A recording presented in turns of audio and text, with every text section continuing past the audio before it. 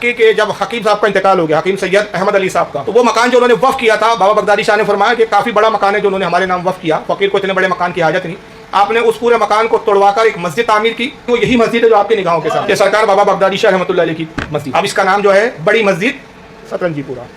یہ بابا بغدادی شاہ کی بنیاد ہے۔ چونکہ آپ عالم دین بھی تھے، مدرس بھی تھے،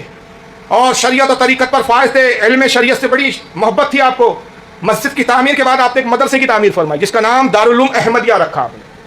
اور بابا بغدادی شاہ کے انتقال کے بعد اسی مدرسے کو آپ کے نام کی نسبت سے ایک اور جملہ بڑھا دیا گیا، دارالعلوم احمدیہ بغدادیہ۔ یہ مدرسہ بھی حضرت کا تعمیر کرتا ہے، اس کی بنیاد اس کا قیام بھی حضرت نہیں کیا ہے۔ تو بہرحال دین متین کی خدمت کا بڑا جذبہ تھا آپ میں، اور بڑے غریب پرور اور بڑے شفیق، اکثر شہر میں آپ سیر و سیاحت کے لیے نکلا کرتے تھے، اور آپ کی ولایت کی سب سے بڑی بیان ثبوت یہ ہے کہ سرکار تاج الاولیاء خود بنفس نفیس آپ سے ملاقات کے لیے تشریف لایا کرتے۔ اکثر بابا جان کا موڈ ہو جاتا تو بگی کے کوچوان کو کہتے چلو جی بابا بغدادی شاہ سے ملتے ہیں، اور آپ سترنجی پورہ آتے تو بارہا اس سترنجی پورے کی سرزمین پر جہاں آپ اور ہم بیٹھے ہیں، نہ جانے قدموں کو کتنے بار چوما ہوگا، تو اکثر تشریف لاتے اور گھنٹوں بیٹھے رہتے، اور بہت کم گفتگو ہوتی، بابا جان بیٹھے ہوئے ہیں اور یہ اپنے تعویذات اور علاج کے کاموں میں مشغول ہیں، کافی دیر جب بیٹھتے، جب تک دل چاہتا تاج الاولیاء بیٹھتے، اس کے بعد رخصت لے لیتے پھر۔ تو اس سے پتہ چلتا ہے کہ شہنشاہ ہفتے اقلیم جس سے خود ملنے آئے اس کی ولایت کا عالم کیا ہوا۔ بھائی ایک ہوتا ہے کہ ولی سے کوئی ملنے جائے، لیکن ولی خود جس سے ملنے آئے، وقع ولی قامی شہنشاہ ہفتے اقلیم ملنے آئے، تو ان کی نگاہ میں کیا ولایت کا ان کا بھی معیار ہوگا۔ اور اخلاق و کردار یہ تھا آپ کا کہ میں نے جیسے عرض کیا کہ بڑے غریب پرور بتایا جاتا ہے کہ آپ مستجاب الدعویٰ تھے۔ مستجاب الدعویٰ کیا کہتے ہیں؟ علماء نے لکھا، آپ کے سوال نگار ہو رہے ہیں کہ آپ مستجاب الدعوٰ تھے، مطلب جب بھی دعا کی تو کوئی دعا آپ کی رد ہی نہیں ہوئی کبھی، اسے کہتے ہیں مستجاب الدعوٰ۔ اور دوسری جو صفت علماء جو دیکھنے والے بیان کرتے ہیں کہ اللہ کے فضل و کرم سے دست غیب آپ کو حاصل تھا۔ یہ سب جملے شاید ابھی پہلی بار سن رہے ہوں گے آپ، سنے ہیں کس سے پہلے؟ دست غیب کیا ہوتا ہے؟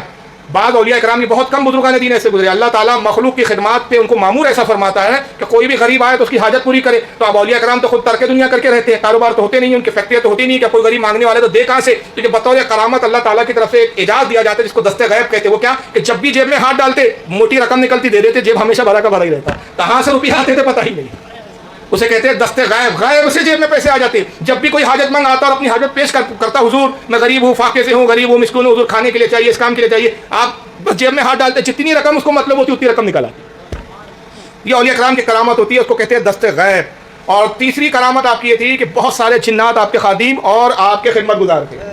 آپ کی خدمت کیا کرتے تھے، یہاں تک کہ کئی جن آپ کے فرما بردار تھے اور کئی جن آپ کے تابع تھے، اور یہ مشہور تھا، اس کو تاج الاولیاء بھی جانتے تھے کہ بھائی بابا بغدادی شاہ کے پاس بہت سارے جن جو ہے ان کے فرما بردار تابع، یہاں تک کہ یہی جگہ، یہ بڑی سعادت کی بات ہے کہ جس جگہ کا ذکر کر رہے ہو ہماری نگاہوں کے سامنے، اسی جگہ بیٹھ کر انہی جگہوں کا ہم ذکر کر رہے ہیں۔